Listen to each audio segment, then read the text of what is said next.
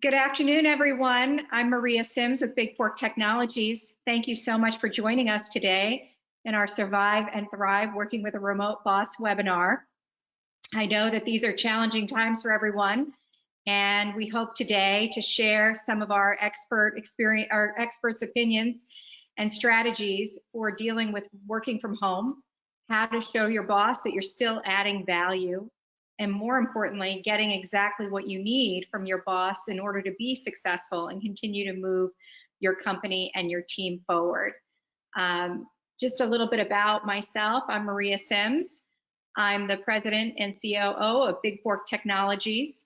I have probably close to 30 years of experience as a lawyer, working remotely often during those times, even when we didn't have a lot of the technology that we have today to help make that work well.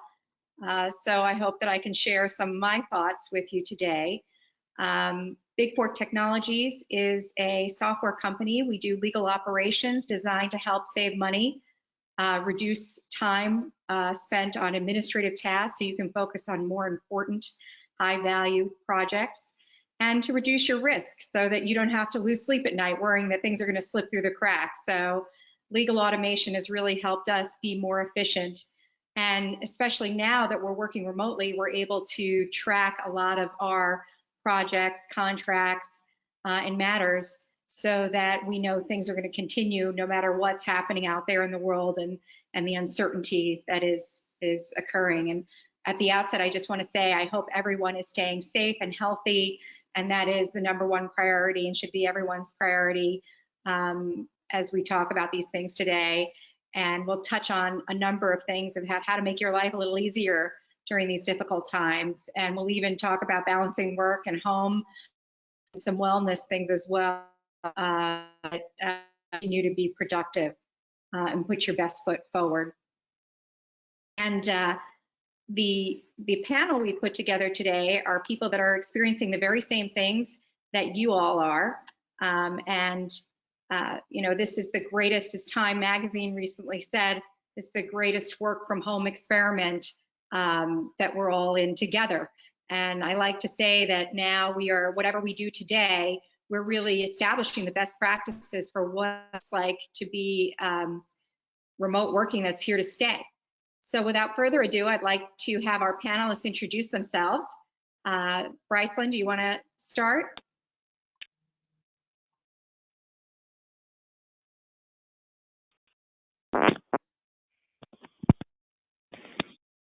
Brycelyn, I think that we're not hearing you right now. I apologize. I had myself on mute because I have someone mowing my backyard randomly today. I apologize for that. That's what we're going to talk about today. That's the reality of remote working. So it truly is. It truly is. I'm Bryce on the board. I work for Big Fork Technologies. Our company is 100% remote, and so I am based in Austin, Texas. Terrific. And I should mention that I am speaking to everyone today from Phoenix, Arizona, and I know people joining us all across the country. Okay, Lindy Way, you're next.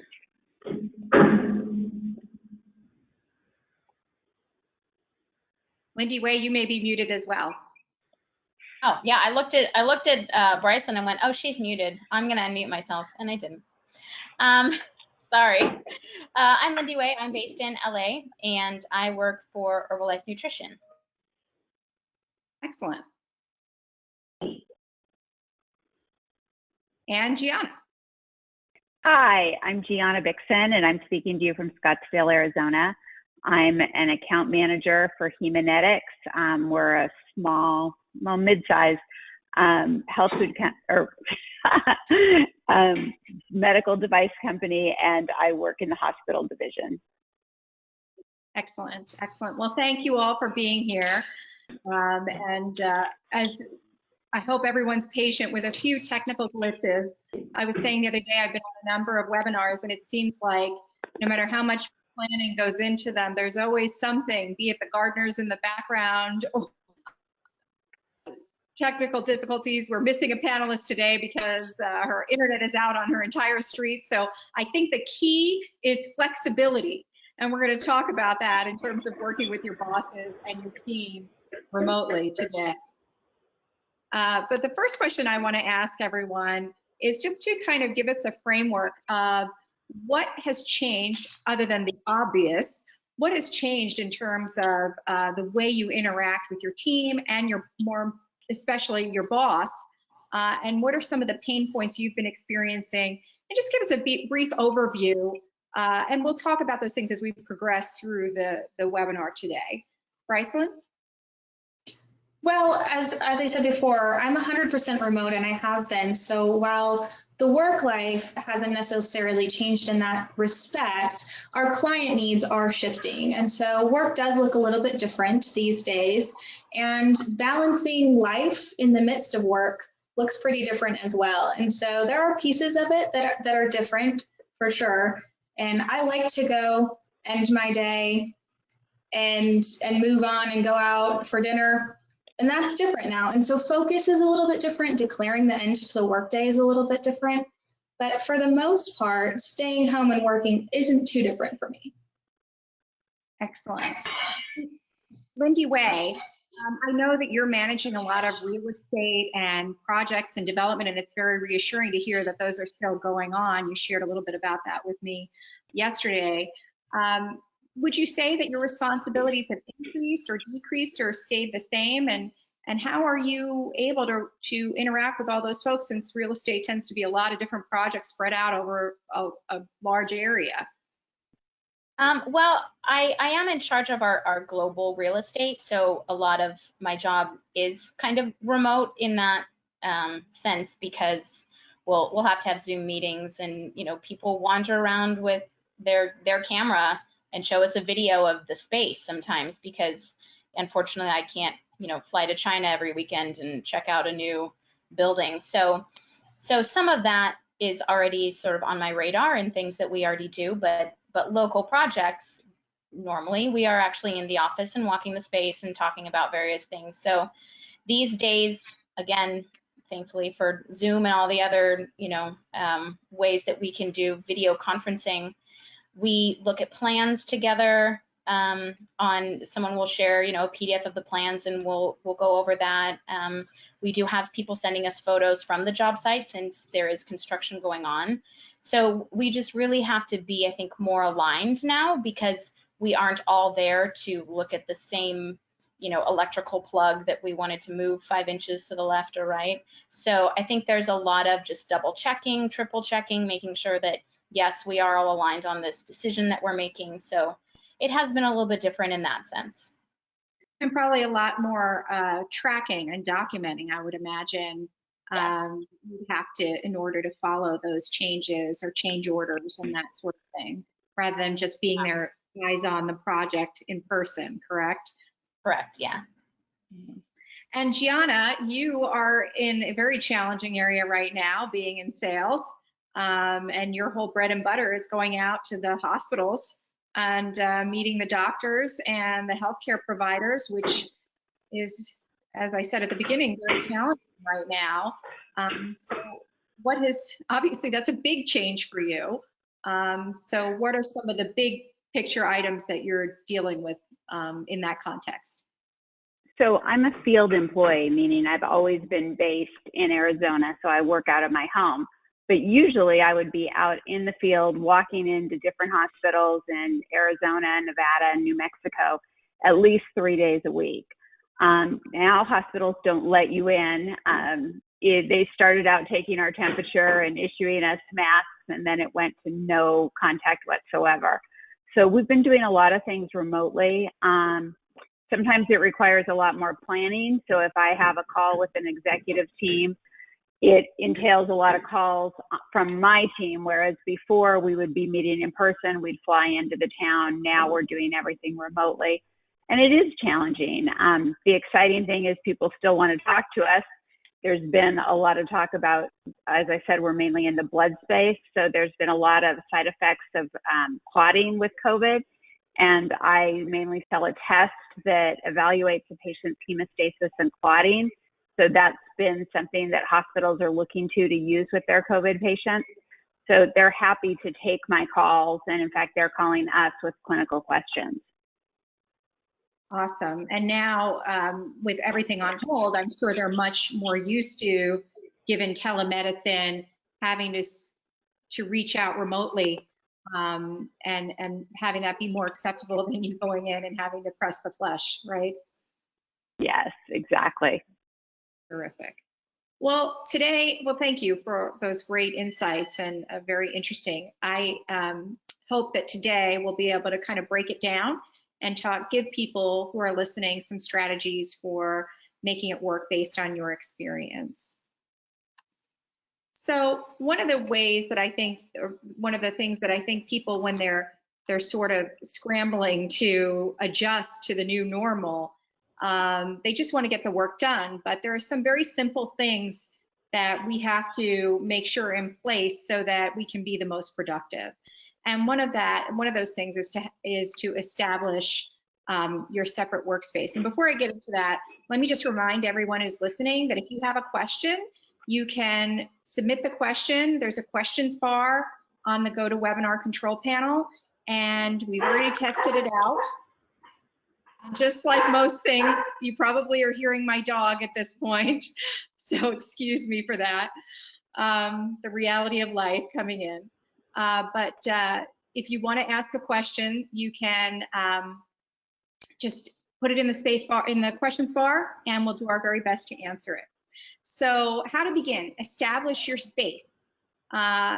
Sometimes difficult in the home environment to find your separate location, but I think it's really important. When I started, when I used to work from home, I used to just kind of be in my bedroom, or I'd be in my kitchen because the kids were there and I needed to deal with them. And then finally I realized I had to move out to a separate designated space. And it's really been very beneficial because they know not to really bother me when I'm in my separate zone. A lot of people like to replicate their own office, if that helps. And then of course, you can only be successful in that environment if you have the tools, the technology, and the support that you need.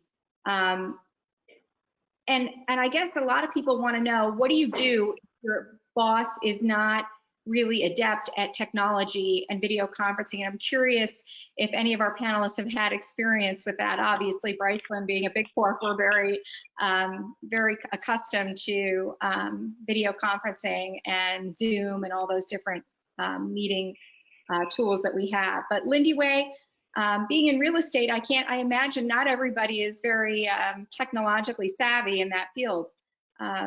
So do you have different methods you use for staying in contact?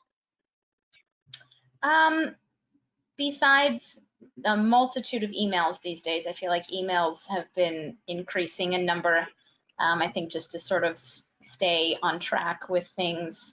I think that the main thing that happens really is we go back and forth on what video conferencing tool we're using. Because sometimes one works, one doesn't. If we're doing an internal meeting versus if we're meeting with our, our GC, our construction people, they like to use their meeting because it's easier for them. They don't have to download something. So there is a little bit of back and forth on what are we using kind of thing, which can be a little difficult.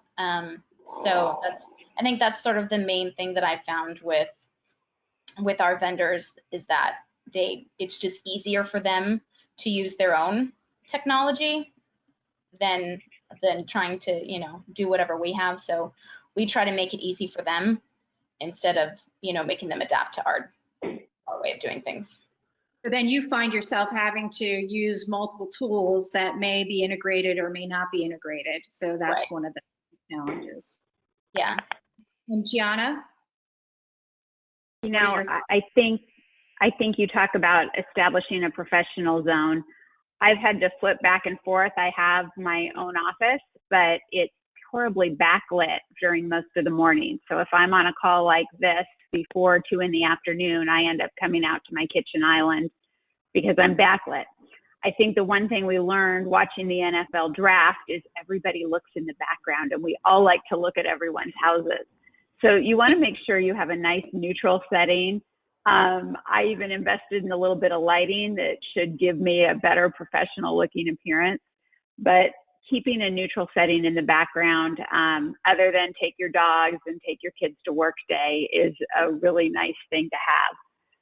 As far as the technology, my company's pretty good, but like Lindy Way was saying, if a client wants to meet, I'll ask them to send the invitation, so we do it on their format that they're used to.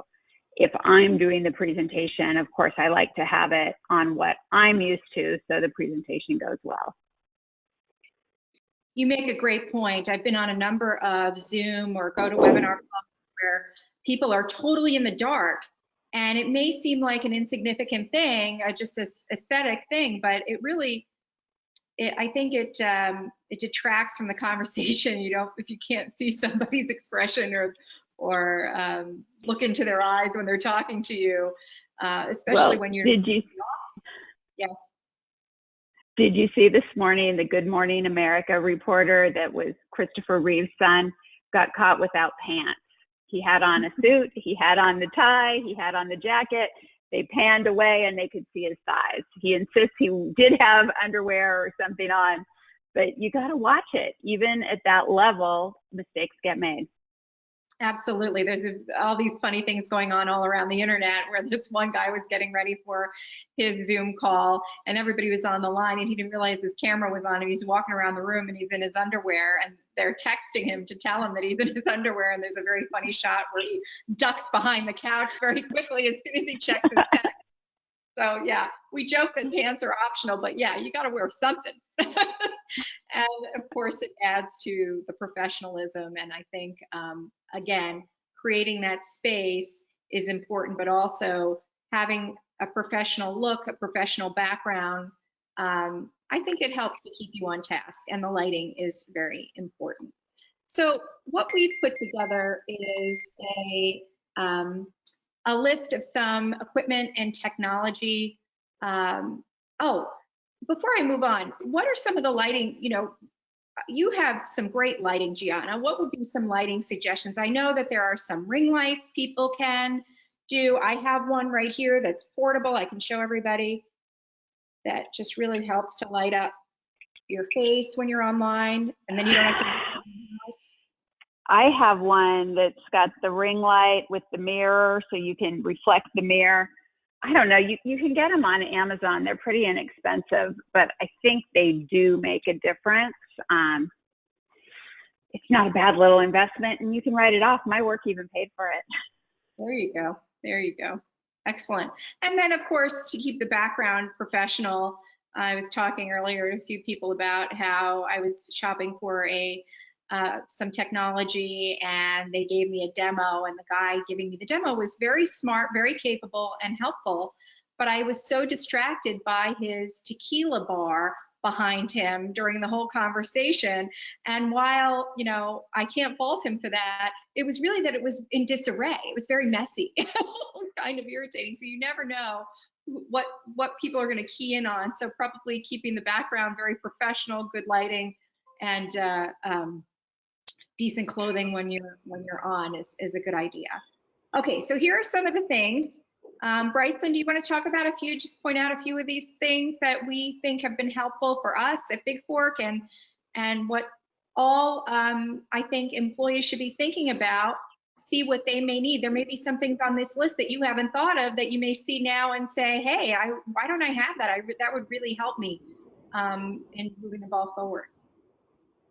Yeah, I mean, there are the basics of just making sure that you have your laptop with chargers. I prefer to have an extra screen so that I can spread my work out. One thing that was really important when work from home started is I needed to make sure that my calls with clients were confidential. So telephone, headset, etc., because now I have a roommate that's home, and that didn't used to be the case. And so creating an environment that is more quiet and easy to navigate. There's so many different options for your technology, your Zoom, your GoToMeeting. There's so many different webinar options that you can have.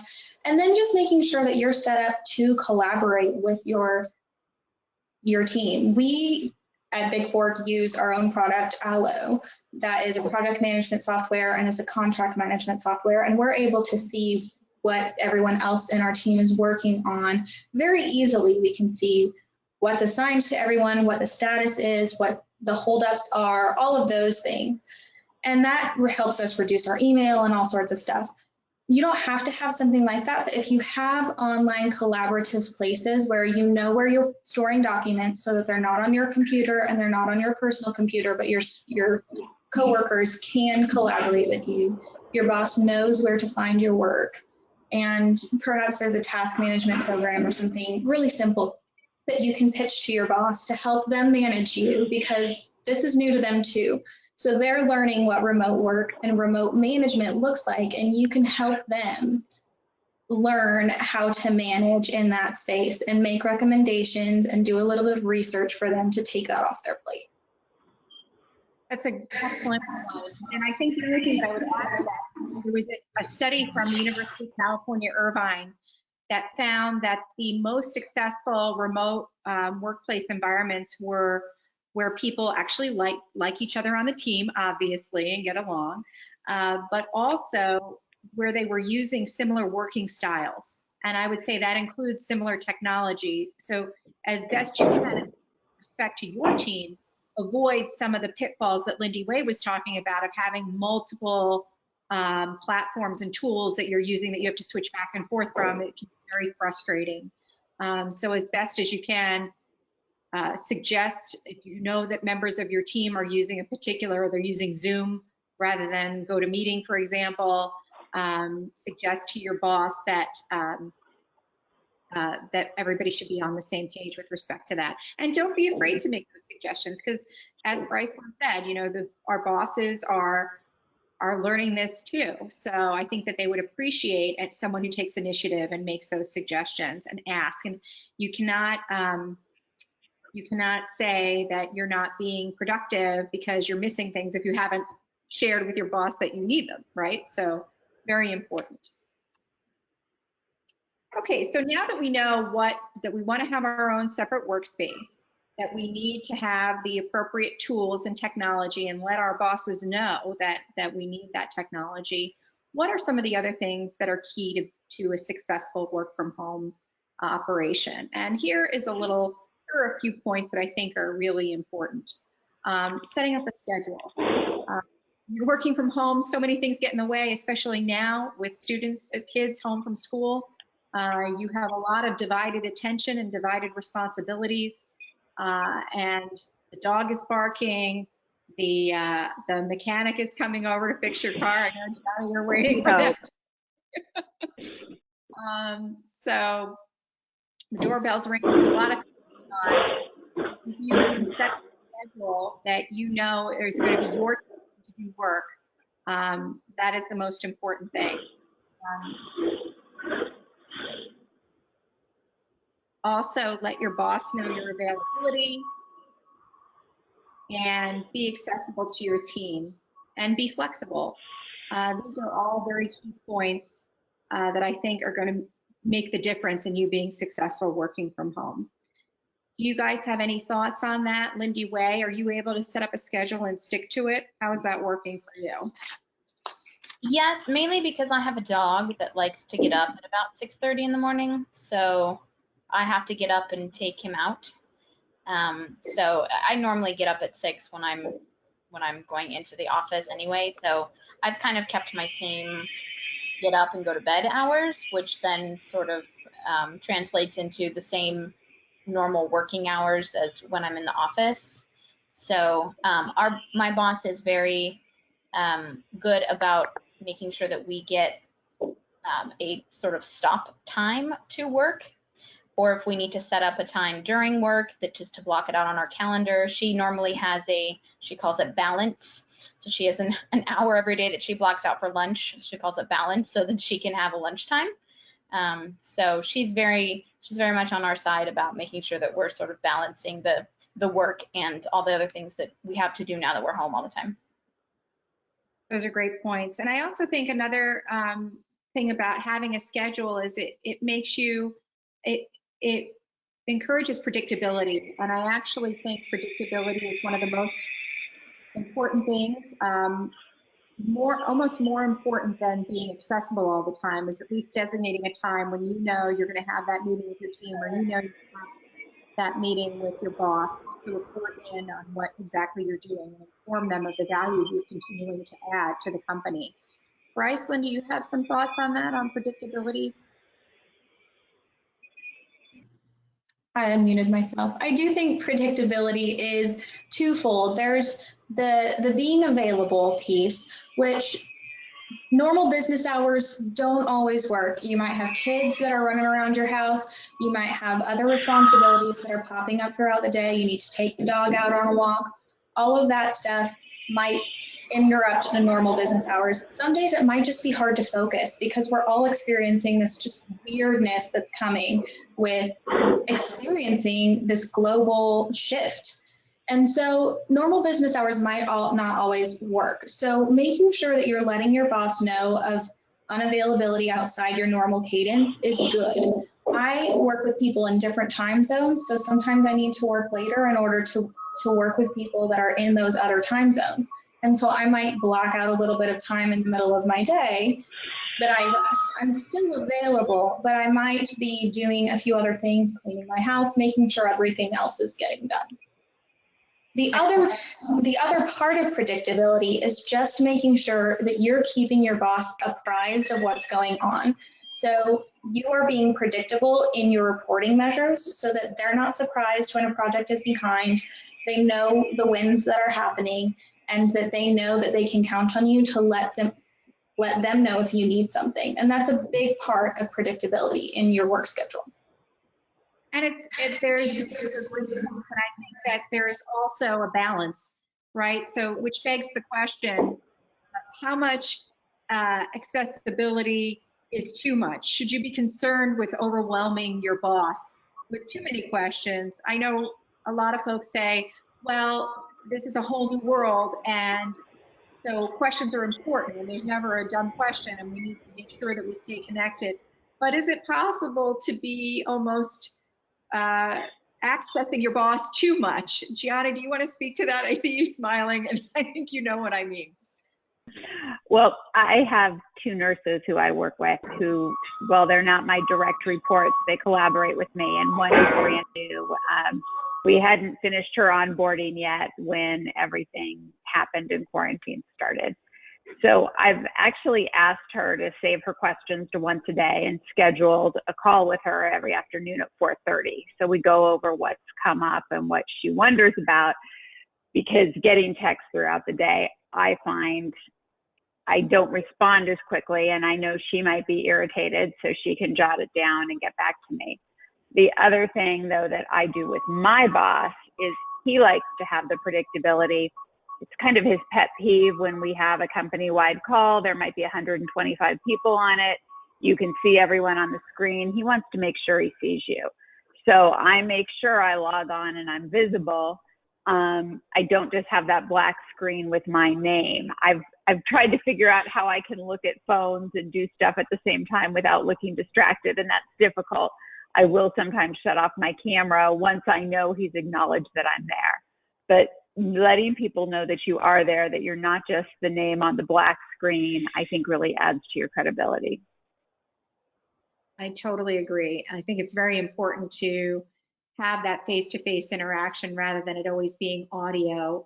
And you know, it is important. You should mute yourself if there's things going on in the background, and you can be on, but you don't have to be fully on for them to know that you're present. And I have here a sample schedule for everyone. I think it's a wonderful aspirational goal.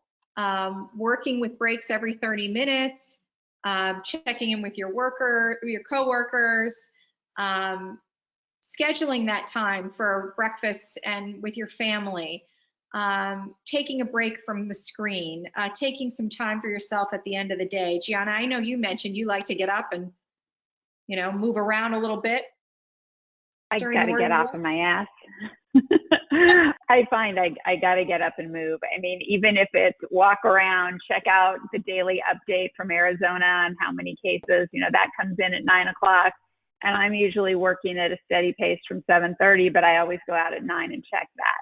You've got to give yourselves those little breaks and the time. I mean, sometimes these days I've been driving my husband to work because it gives me a half an hour alone with him without kids. So we're not talking about our concerns in front of them.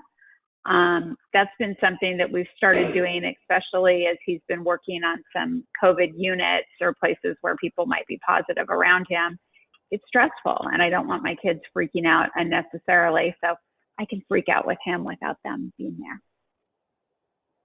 Yes, and if that means going to bed a little bit earlier and waking up a little bit earlier, we do that as well. You know, my husband being a physician also, having to worry about all the social distancing and treating potential COVID patients.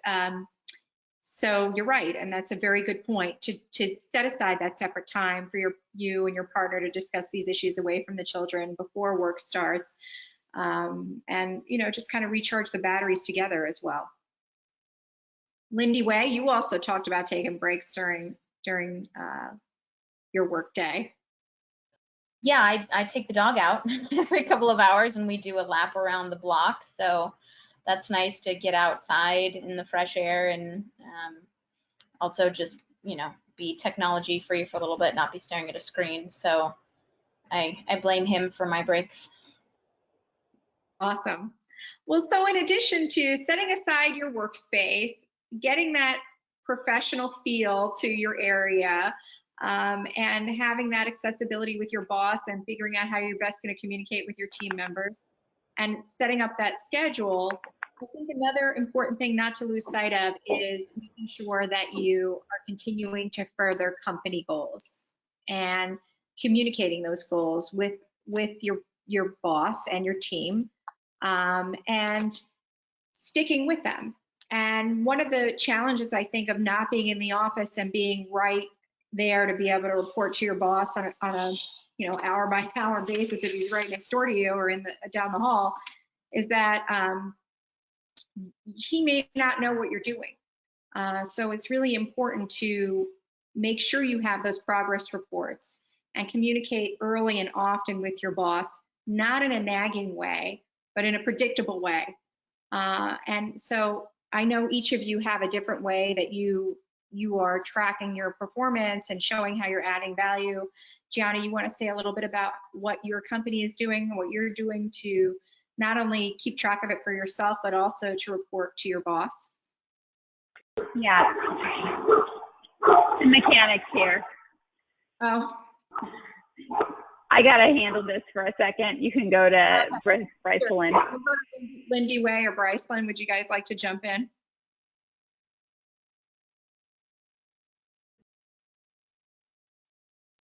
For communicating goals, one of the things that I do now, we use our own tool. We use ALOE to assign work, to communicate about work, to set due dates, to help us keep on track of everything and collaborate. You can use any tool that will get you what you need during this time. Anywhere that you can collaborate and show things openly is very good. Another thing that we've talked about is response times. Different bosses are learning different things about managing remotely, and some might have a response time so that they know that you're working.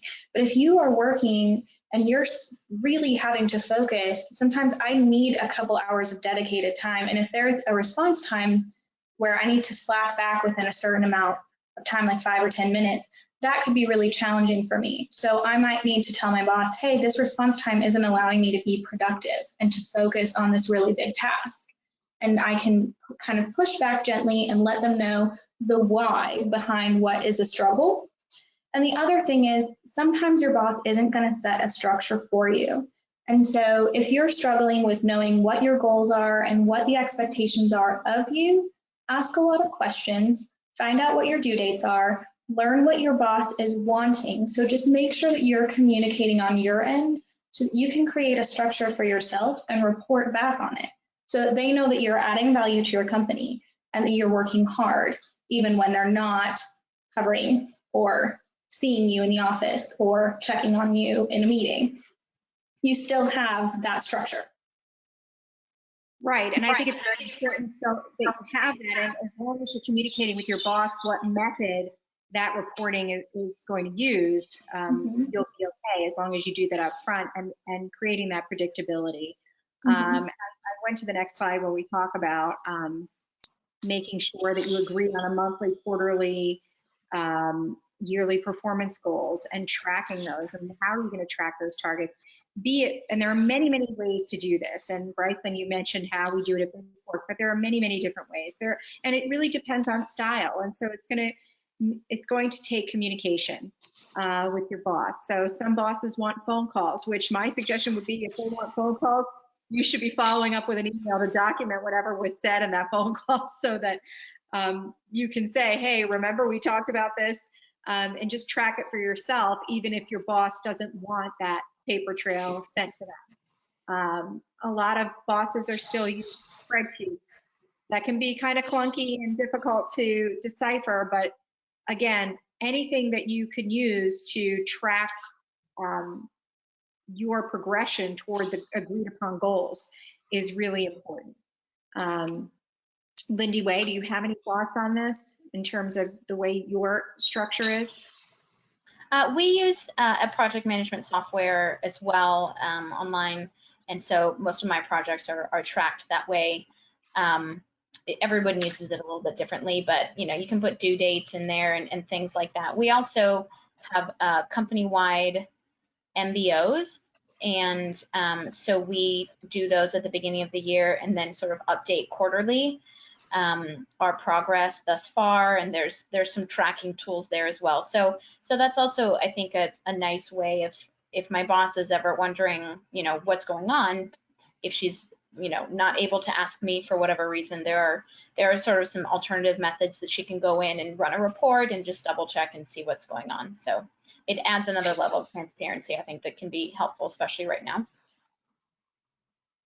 Excellent.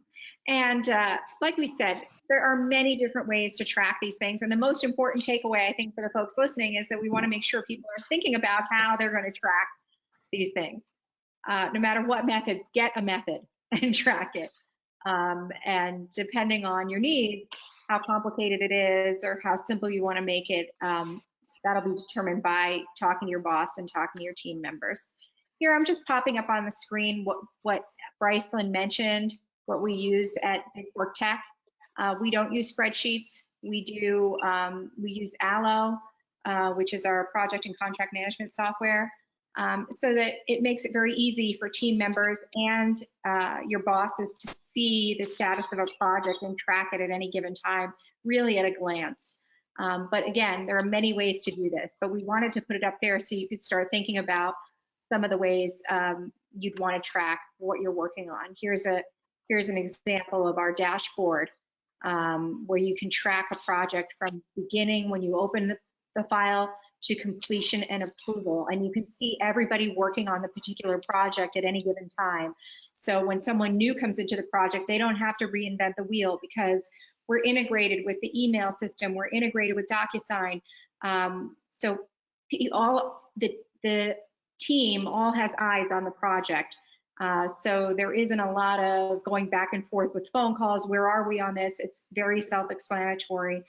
And if there are any obstacles to why things aren't being completed, you can see it very quickly on the dashboard, and a manager or a team member can get involved and say, oh, I can help with this area to move the ball forward.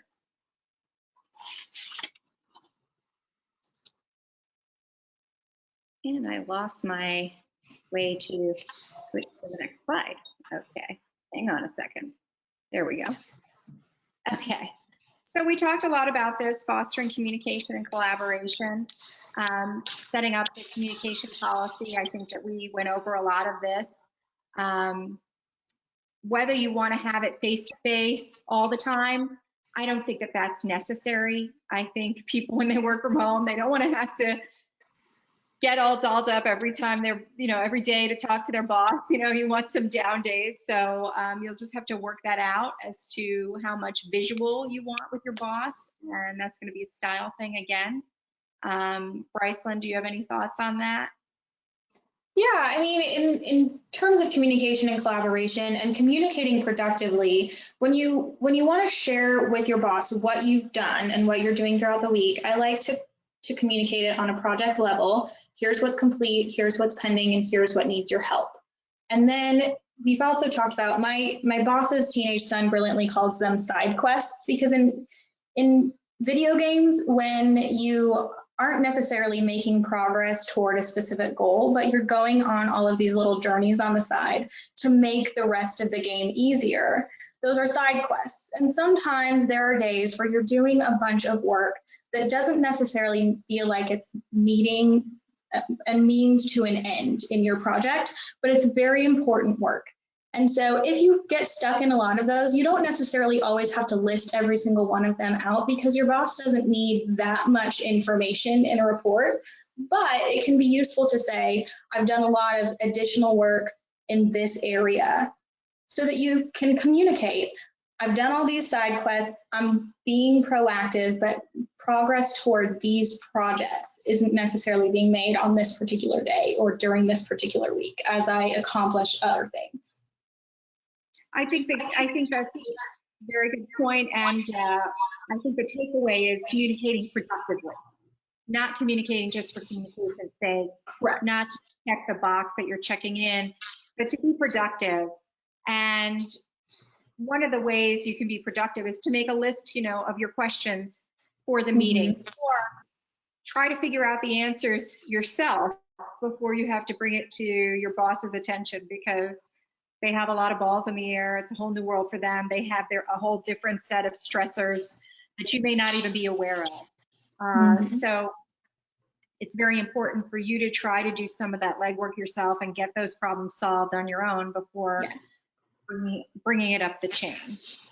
Lindsay Way, did you have any comments on that? I know we do a marketing meeting for our entire marketing department at work, and we usually do that obviously in person, but we do it once a quarter.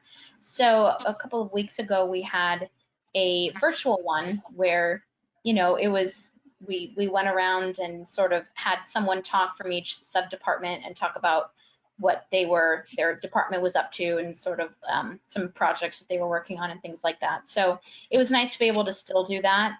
Even though it wasn't in person, just to kind of check in and see what everyone else is working on that you may not be aware of. And I think there was like 30 people on this Zoom call. So it's fun seeing everyone's faces and some of them are remote. And so it's also nice to see them and their faces as well. So it was a good way to sort of check in and see what's happening, especially during this new time.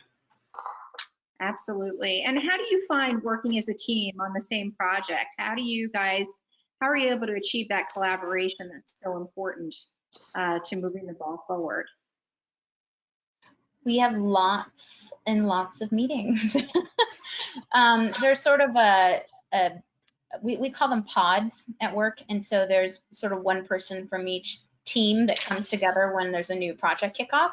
So it might be someone from, the design department who's actually doing the graphic design. There's someone from our content team who's doing some of the writing and the proofing, and they get together. Our stakeholder is there, our creative leads are there, and then someone like myself if it's our facility branding, or if it's some of our apparel or our products, things of that nature. So we sort of all get together and have a project kickoff, and then there's just a lot of meetings, and they're not long. It's maybe half an hour, just sort of a touch base. And where are we? How are we? What's the status? What do you need from me, sort of to keep the project going? Excellent. So basically there's more than one way to solve this problem, right? To get together and get the job done. So just figuring out what works best for your particular team and needs. So a few years ago, not too long ago, we noticed a trend in corporate America. A lot of the Fortune 500 companies who had been allowing remote working were starting to pull back on remote working. And some of the reasons given for that was they felt that a lot of the innovation of being in person and interacting in person that comes from that was lost. And so they wanted the team back in the office. And obviously, we're changing again, and I don't think that we're ever going to go back from remote working after this experience. I think it's here to stay in large part. But so some of the challenges are when you're working remotely are creating those, what I like to call water cooler moments that allow for people to build that familiarity that's so important to the team to create the innovation and the ideas that are going to move a company forward. And so a lot of companies are doing a lot of social bonding over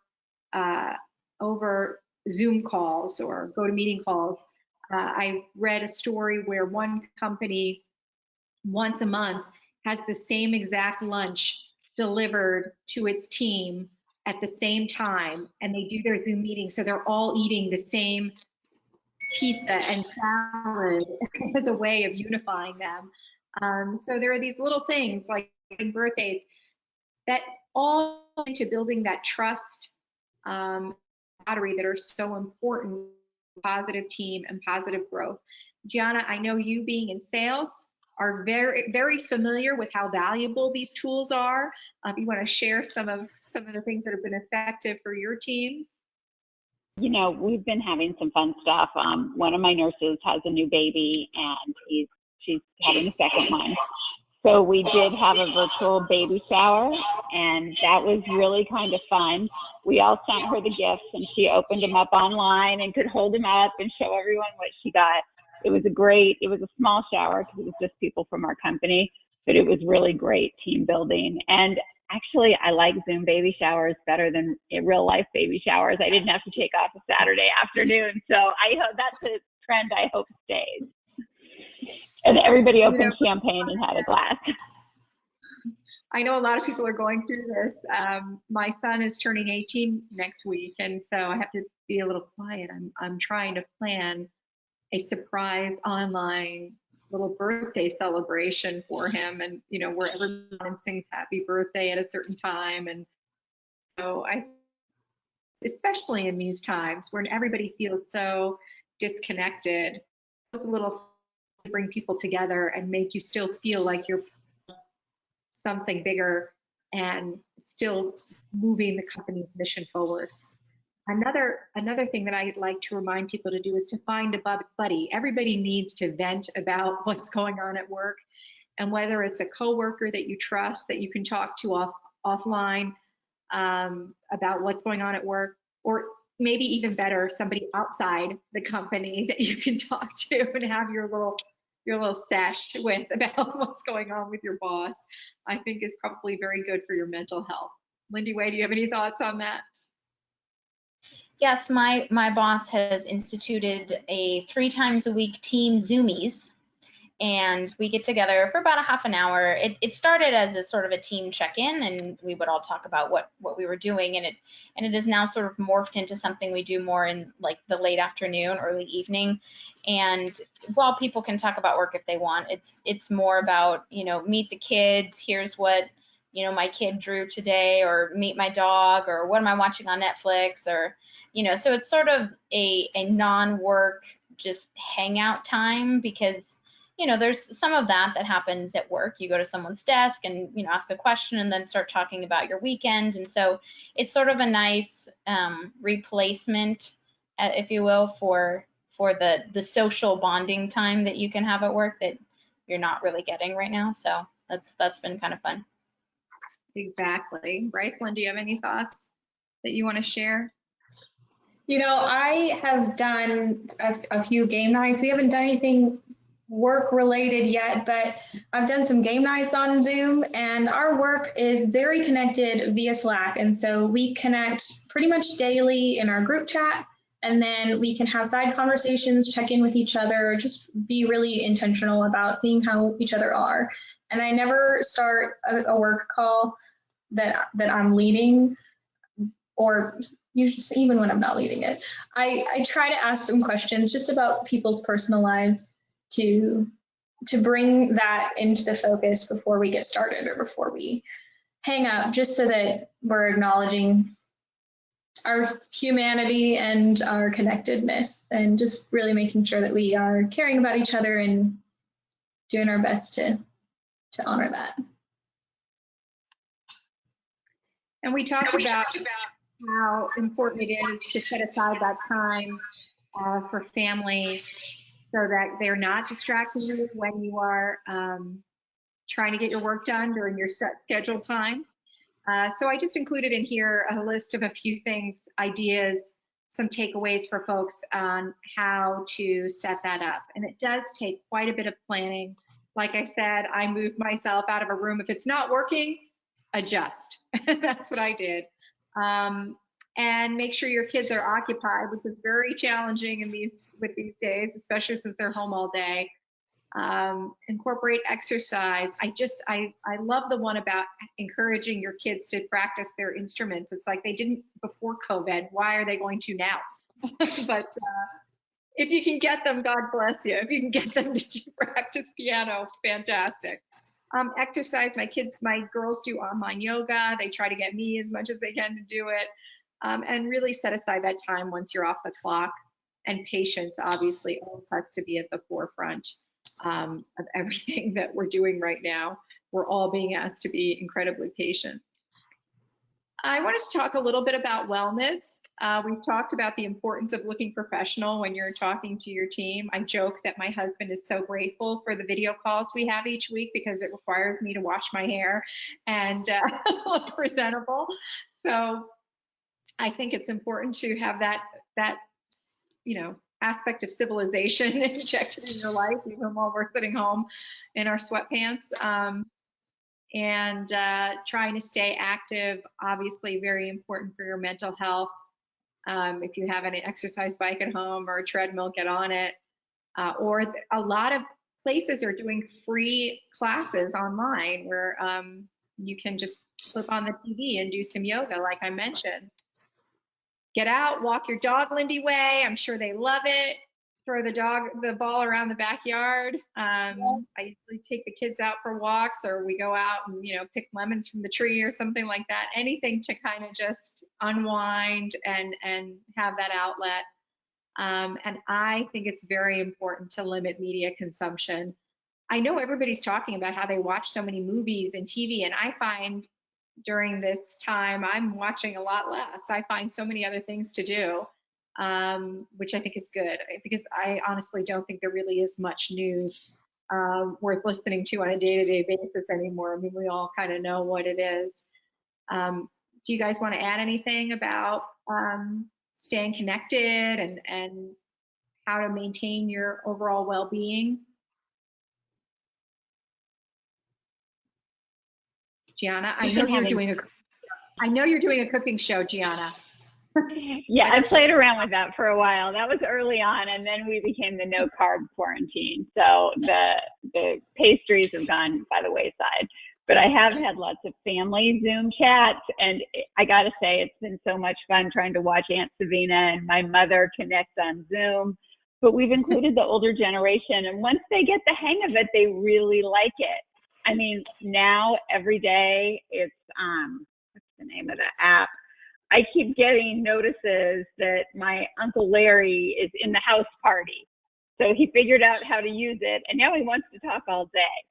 But use these things and introduce them to the older people. It might take a while to explain it and get them on, but once they get it figured out, it's like the grandparents who took over Facebook. They love it. That may be one of the silver linings of COVID, that we're dragging them into this century in terms of technology. You're right. They're using a lot of these platforms a lot more.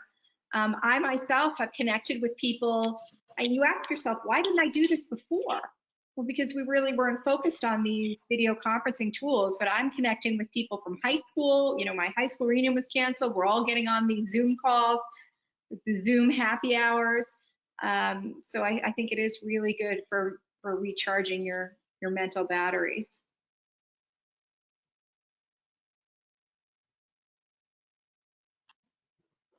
And this is just a list, and I'm going to be sharing the presentation today with those who attended, so you'll get all of this. These are just some of the do's and don'ts of remote working that we talked about today. Obviously, just to recap, getting the tools you need to be effective in terms of technology, communicating with your boss on a set, predictable schedule, setting aside that special location for you to work in, maintaining those professional boundaries as best you can, and not overwhelming your boss with problems that you can solve yourself. Don't worry about constant in-person meetings. Worry more about being productive and having those communications be impactful. And of course, don't forget to acknowledge the hard work of your coworkers who are all, we're all in it together trying to make the best of it.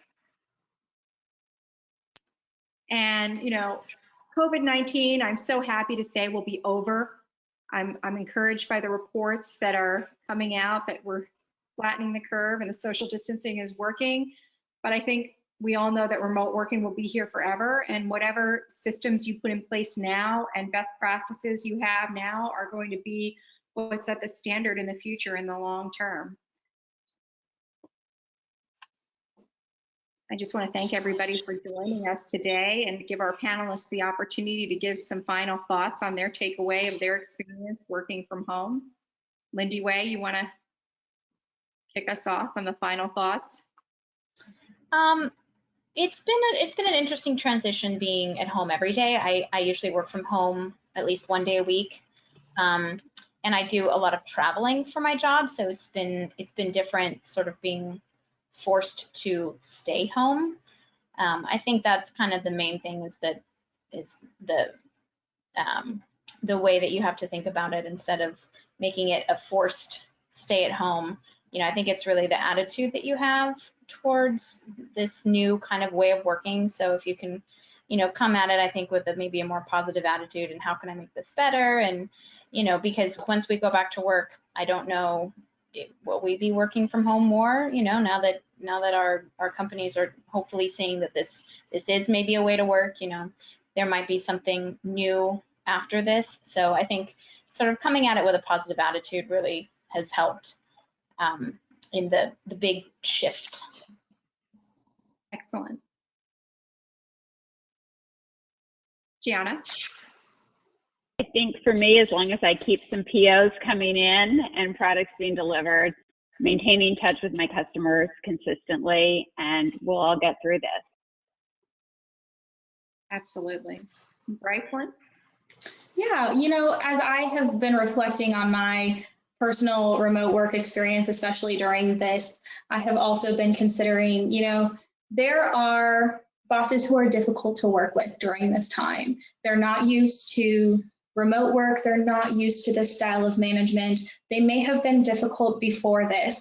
And so really surviving and thriving with those bosses looks a little bit different than some of the things we've been sharing today. If you have metrics that you are not able to meet because of the shifts in the world, communicating that very clearly, communicating everything that you're doing to meet those metrics and why it's not happening is really important. Creating clear communication with your boss.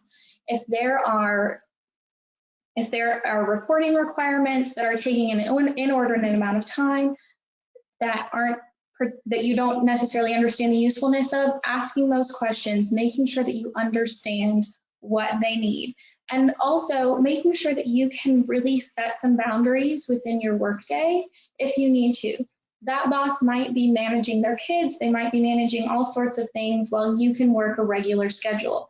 And so declaring an end to your workday and negotiating that boundary with them is an important piece of this time.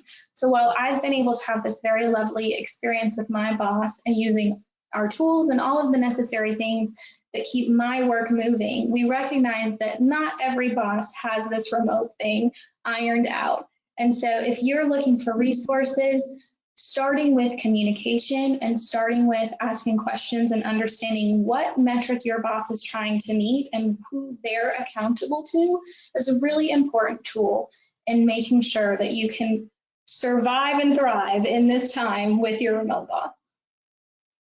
Absolutely, all excellent points. And in my experience, I find that often bosses just don't know. They're juggling a lot of different things that, like I said earlier, you may not even know about. And I have found that when I've communicated with my bosses in the past that something's not working, they're often surprised and want to be helpful. So when you may be thinking that you're going to get a roadblock, they may surprise you, and often they will. And So that communication is so very important. And my final thoughts would be about surviving and thriving. In addition to the workplace, let's not forget to survive and thrive in your personal life during these very challenging times. And I want to thank all of our panelists who are doing such a great job and really inspiring everyone to keep going and be productive. So thank you so much for joining us today. And I hope that you and your families all stay safe and healthy, and that we hopefully see the light at the end of the tunnel of this soon. Although we will be expecting a new normal where remote working is something that we're all ready for, and we're all getting to do the best thing that we can to keep our sanity and to keep our companies and our teams moving forward. And as a special treat, Brycelyn, I know you're going to announce that one of our attendees is going to win a $100 Amazon gift card. So do you want to pick that? Yes, let me use my random number generator here. All right, and our winner is Robert Johnson. So if you go ahead and raise your hand, then we will take you down. All right, and we'll be in contact. Awesome. Thank you so much, everyone. Be safe and healthy. And if you have any questions, feel free to reach out to us at Big Four Tech. We're here to help you. Take care now. Bye. Bye. Thank you. Thank you. Bye.